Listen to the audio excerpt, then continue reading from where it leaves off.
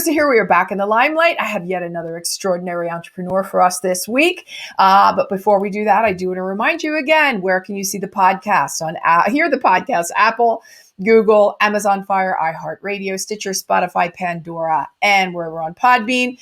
TV, we can see you. You can see this, or we can see you on Binge Networks, Apple TV, Amazon Fire, Google Play.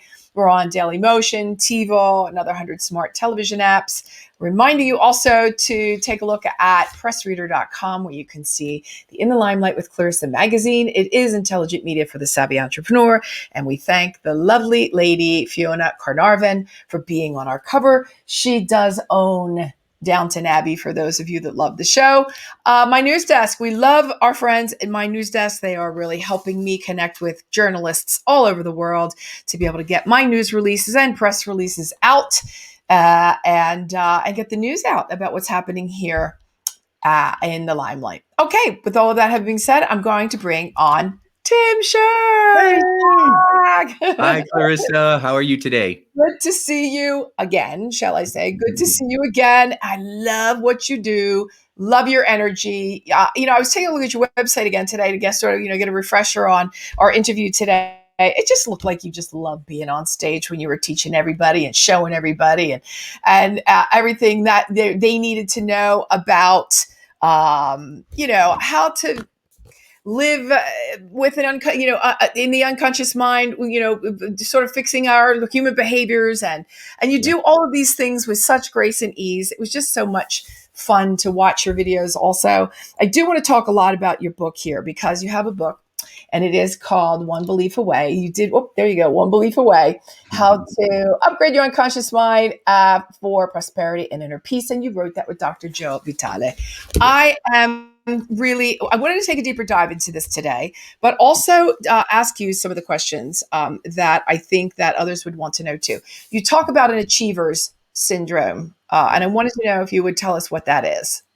Sure, absolutely. So when I'm on that stage, what I'm really thinking about is, how can I help the people that are in front of me to know that they are amazing, to get rid of the fear that I'm not good enough, to get rid of the anxiety and all that negative programming that we pick up when we're kids. And so when I wrote this book, One Belief Away, a common problem for entrepreneurs was this term achiever syndrome. And achiever syndrome basically means that we are driven by our fear that if we get off this hamster wheel that we've created for ourselves, that we're on 24 hours a day, that if we get off of it, somehow it's all going to come crumbling down. Right. And so no matter what we accomplish, no matter what we're able to do, whether it's the accolades or the books or the programs or how many pat on the backs we get or how many people say, oh, you're so wonderful, it just never feels like it's enough. We always have to have more, either more success or more money or more accomplishments. And a lot of that is driven by anxiety instead of service, really, and contribution. Yeah. Why do we always have to want to have more? Why can't we just be happy every once in a while with the milestones that we hit as we're growing along the way? Seems like we never stop long enough to go, pat on the back, did a really great job. Now next. It's always next. Well, there's two parts of it, right? So the first part of it is because we often have these beliefs of not being good enough or a fear of not being safe. And if we stop, something bad's going to happen. People talk a lot about sharks, and entrepreneurs and the TV show Shark Tank, right? Well, the thing about sharks is if they stop swimming, if they stop moving forward, they die, they drown. So they always have to be driving forward. And as entrepreneurs, we should probably pick a different animal so that we could relax once in a while and enjoy ourselves. But the other side of it is that we do want to continually always contribute as well. We want to play big. We don't want to settle for the status quo. We're, mountain climbers, they climb mountains and they get to the top of the mountain. They pop some champagne, they take pictures, and then they climb back down. And then what are they thinking? It's time to climb the next mountain. The next one, right? Exactly. And so for us, it's not just about getting to the summit. It's about enjoying the climb and who we become through the pursuit of our dreams and goals. So I think that that's a big part of it too. Let's take a little bit of a deeper dive into the book. I can't imagine what it must have been like to write this book with Joe Vitale, because he's just so awesome. Yeah. He is really just great. I love his work as well. Tell us a little bit more about what the book is about. I'm going to hold it up again. I love the cover. It's so pretty. Yes, so I've facilitated over 15,000 individual hypnosis sessions over the last 25 years, just helping people overcome anxiety and stress and get rid of panic attacks and break bad habits and recover from addictions. I mean, anything that people were struggling with and they weren't getting results anywhere else, I was able to help them. And so I got really good at it. And I learned that it's our unconscious beliefs about ourselves that interfere with our inner peace and our ability to achieve goals more than anything else. And so when people are trying to have a positive attitude or use talk therapy and counseling or vision boards or affirmations, a lot of times it won't work for them or they won't feel any better because they didn't get to the core beliefs that are sabotaging us. So I started creating these experiences, and it didn't matter what people came in for. It might be a high-powered CEO that is, struggling with stress, or it might be someone who wants to lose weight, or it might be someone who is cutting themselves. It didn't matter what it was. I would go and take them through these experiences, and they would have amazing, fast, sustainable breakthroughs. So I put those experiences in this book. Right. So when you say fast, one session, couple of sessions, a shorter time than you would have imagined, or is it just really an individual case-by-case basis? Almost every single client has a major breakthrough in the first session that we do together, because the first session we do is what I call the awakening, and we go right after the biggest belief, the biggest fear that people have about themselves. There's a lot of fears: fear of failure, fear of success, fear of being abandoned, fear of being rejected, fear of being humiliated. They all come from that core fear of not being good enough. Right. And if I'm not enough, I won't be loved. So how do I get love? And so all the greed and all the self-pity and all the bad dysfunctional coping strategies that we develop are from those fears of not being enough. And so how do we try to prove it or become enough? And that's why so many people, no matter what they get, it's never enough. So how do we become enough then, Tim? We go back and what I do is we take people back to those moments where those beliefs were formed, and we change it. We reparent ourselves. We give a new meaning to an old situation. We review a situation that we experienced when we were 7, and we go back, and maybe now we're 47, and we see things differently as an adult than we would as a kid. But most of the beliefs that we form are coming through the eyes of a wounded kid. And so we still keep acting that way. And so, and of course, it's not the experiences that we go through. And, my specialty was helping people with post-traumatic stress. So I've worked with people who've been through the worst of the worst of just horrible things, right? But it's not the experiences that we go through. It's the beliefs that come from them. I'm not enough. I'm not safe. I'm broken. I'm dirty. I don't feel, I'm not lovable. I don't deserve love. All those insidious ideas that are just opinions, not facts. They're just opinions. I love that. They get lodged in our mind. And then as a result, they keep showing up in our life. And when we go to those moments and we give ourselves the love, the acceptance, the understanding, the protection that we need, and then upgrade the belief, go from I'm not enough to I am, it's remarkable what can happen. Right. What does happen. As we were sitting here, I thought it just might be fun to just sort of, just flip through the book a second and stop somewhere and then have the universe tell us what it is, might be our next question. And look at what I came up with. Oh, that's so cool. I Was literally, that the wildest thing? yeah, forgiving yourself. I literally just finished a session with a client before I jumped on here with you. And that's what we were doing. So it's still in my energy zone of forgiving ourselves and forgiving others, which is one of the most difficult, painful things people struggle with, forgiving others. And it's because they think that, I'm letting them off the hook or it'll happen again. And unfortunately, that doesn't affect them. It affects us. Buddha said, if you hold a grudge, it's like drinking poison and expecting someone else to die. No, we're the ones that have the poison inside of us. So it's time to get that out. So true. You're so wise. How'd you get to be so wise? Wow.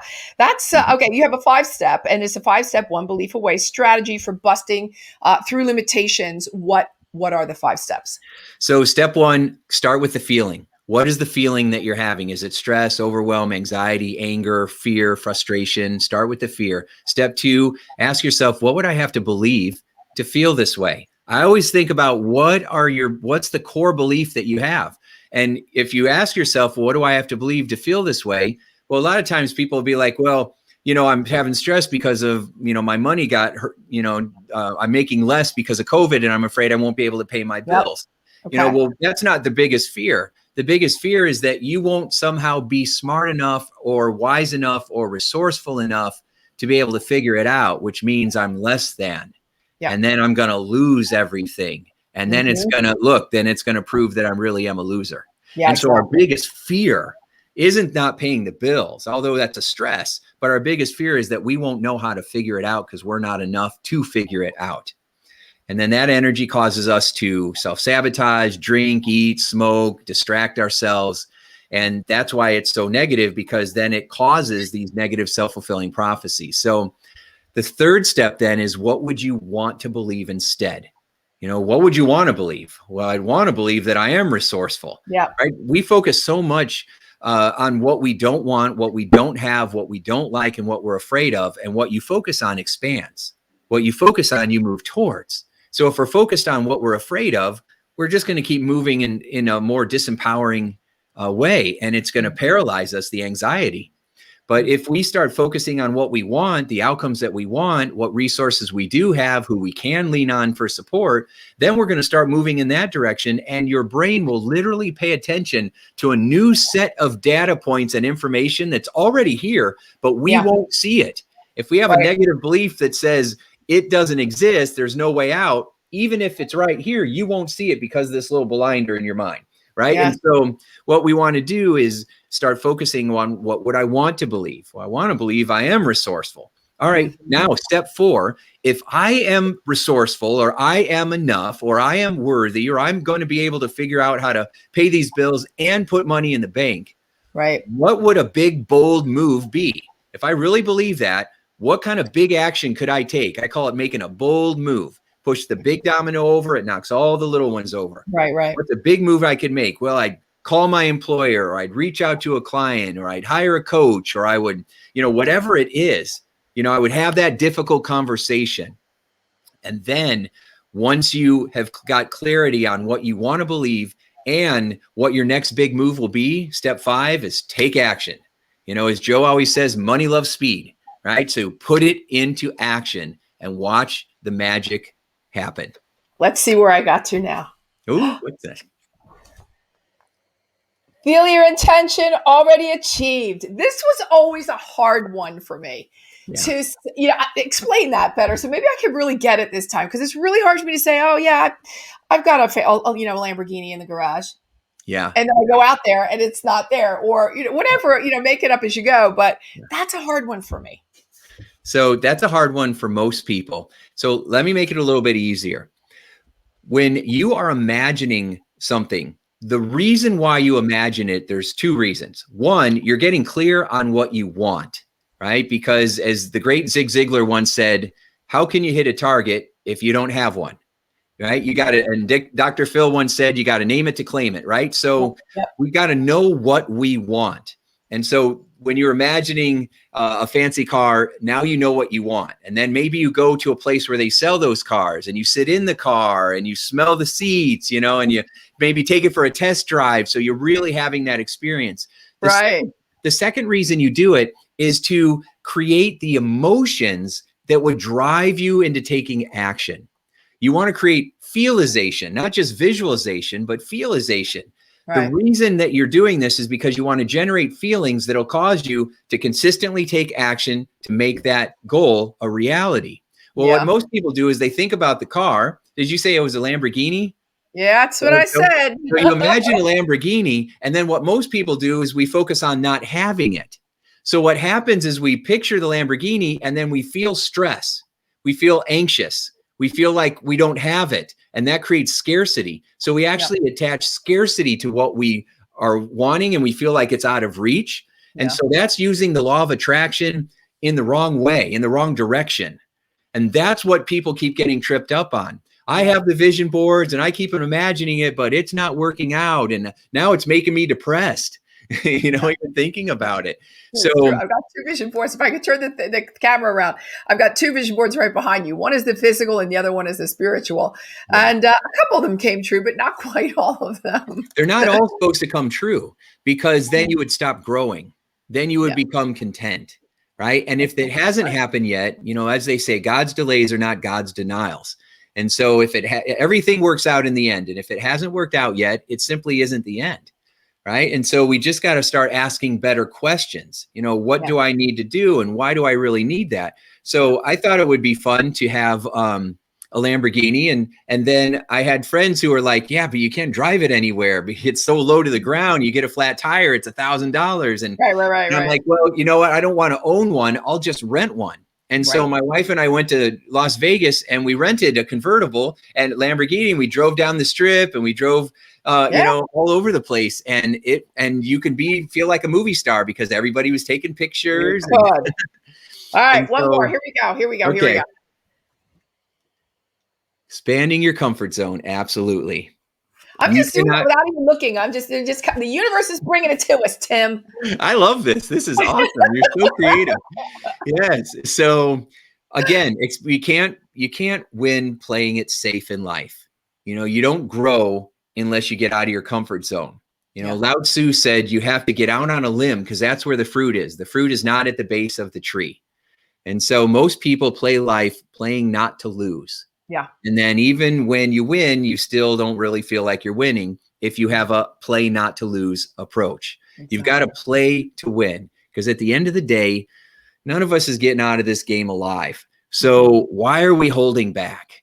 Because we might just get disappointed, we get our hopes up and then it doesn't work out. So what? We're just where we are now, right? Yeah, but what if it does work out? And what if there's an opportunity in here that you're not noticing where it doesn't work out? And because it doesn't, you took this action and that's where you ultimately wanted to go anyway.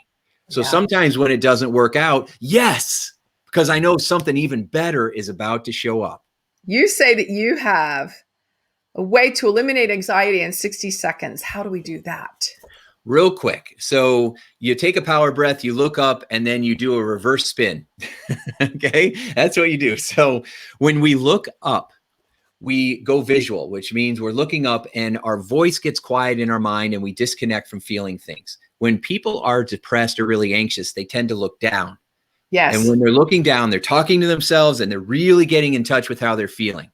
Because you go auditory, digital, and kinesthetic, right? So you're feeling things and you're talking to yourself and you're going, oh my God, this is going to be horrible. And then you feel it and you're like, oh, it's really getting worse. And we really amp ourselves up. When you look up, it actually quiets your voice and it makes you feel peaceful. So for everybody that's watching or listening, if you're not driving right now, stare up at the ceiling for a minute or two and try to get stressed. And you'll find it's actually difficult to do.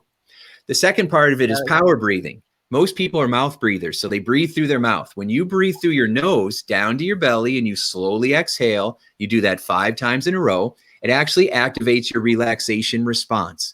Your brain's built-in ability to feel calm, resourceful, and it won't matter who you're with, where you're at, or what's going on. You'll start to actually feel better. The third tool that you can do is you can imagine having that anxiety and imagine giving it a color and imagine that it's moving. Like it's a little ball of red energy and it's moving head over heels or right to left, like a little tornado spinning inside, getting you all wound up. Then use your power breathing and imagine pulling that energy out in front of you and then slow it down like you turn off a ceiling fan and it goes slower and then it stops. And then every ceiling fan has a little switch. If you move the switch and turn the power on, it goes the other way. It's a reverse spin. So you imagine taking that energy and slowing it down to a stop, and then imagine spinning it the other way. And as you do, it begins to unwind and release. And when it does, it changes the color. So imagine it spins the other way and it goes from red to maybe green or purple or blue, a relaxing color for you.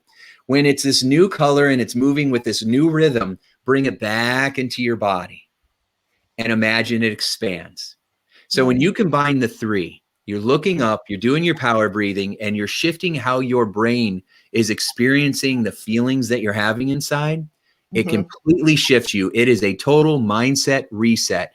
And when you're reset, then you start focusing again on what's the outcome that I want, and then start moving towards it. I think you just hypnotized me, Tim. I'm not quite sure. I think Take another slow, deep breath in. I want to remind everybody that you can find Tim Shurr over on Facebook, Twitter, LinkedIn, YouTube with @ShurrSuccess. Instagram is Real Tim Shurr, and his website is right there on the ticker below. timshurr.com. One last one before we go. What do we got? Oh, let go and be needless. yeah. Ooh, What's that is that? the toughest one. I had a lot of conversations with Joe Vitale about that. And because it's a really challenging one. Being needless, what does that mean? That means letting go of whether things work out or not. People are afraid to let go of their outcomes because they're afraid, well, if I let go, I'm going to get complacent or I'm going to get stuck where I am, and so I have to keep fighting all the time. But all of that does is create pressure and stress. Yeah. When you're needless, what you're saying is that I'm good either way. I'm abundant either way. I'm already whole. I'm already enough. I'm already good. And that's an abundance mindset. And if you feel like you're already blessed, then more blessings flow into your life. But if you feel like, no, I don't have it and I need to do this, then it's implying energetically that you're not enough. And that's what will get reflected back to you. Yeah. So when we are needless, what we're saying is that I'm still going to go after my goals. I'm still going to climb those mountains because of the thrill of learning and because of the person that I'm becoming. But I'm going to enjoy where I'm at the same time. And with that, sir, I think we finished our interview. Thank you so much for being on the show. I loved all of your words of wisdom. I'm going to take a deep dive into your book. I can't wait to read it. And let's tell everybody where they can get it. If you go to Amazon.com, it's a small online bookstore that you can find on the internet. And so Amazon.com, and that's a great resource. And then I have a new program called The Power of Your Unconscious Mind. So if you, I'm give you a free copy for all your viewers and all your listeners. Yes. So if you go to powermindsetprogram.com, powermindsetprogram.com, you can grab a copy of The Power of Your Unconscious Mind. I'll make sure that we put that in the link below. Thank you so much again for being with us. I'm going to say goodbye to everybody and give them an appointment for the next episode of In the Limelight with yet another extraordinary entrepreneur, while I say goodbye to Tim Shurr. Thank you so much for being with us again. We'll see you again soon. Thanks for listening to this episode of the In the Limelight podcast, intelligent media for the savvy entrepreneur. You can listen to this and all of my podcasts on Apple Podcasts, Google Podcasts, Stitcher, Spotify, Pandora, and Inspired News Radio. You'll find all of my videos and the In the Limelight digital magazine on clarissaburt.com. And don't forget to connect with me on social pretty much anywhere. Stay well until we meet again in the Limelight.